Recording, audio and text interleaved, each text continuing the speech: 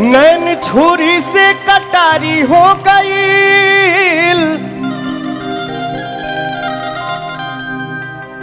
रूप के दुनिया पुजारी हो गई।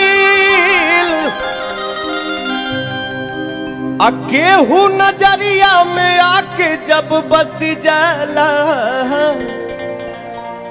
तब बुझी हा कि प्रेम के बीमारी हो गई।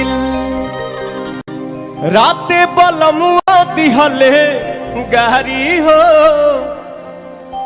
राते बलमुआ दिहले गारी हो, तरकारी के बिना राते बलमुआ दिहले गारी हो, तरकारी के बिना ना।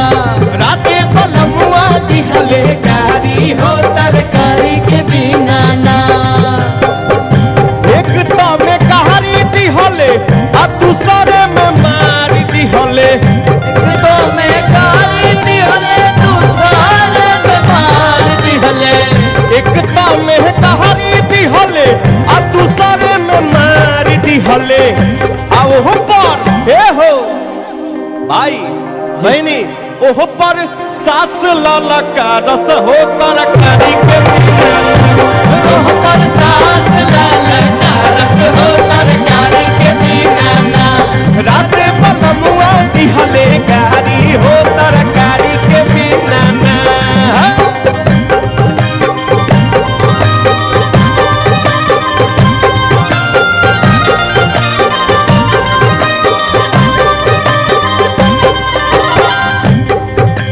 खोजी खोजी कौनो बहाना हमारो मारस बलमुआ ताना हो।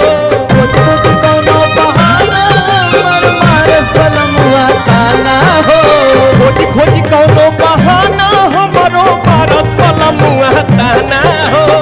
खोजी खोजी कौनो बहाना हमरो मारस बलमुआ ताना हो। दाल में नीमक बेसी बाटे, निमन बनौलू न खाना हो। दाल में नमक बेसी बाटे, निमन बनौलू न खाना हो। बढ़ चढ़ के बोलेली बोलिया, छोटा की ननदिया हो।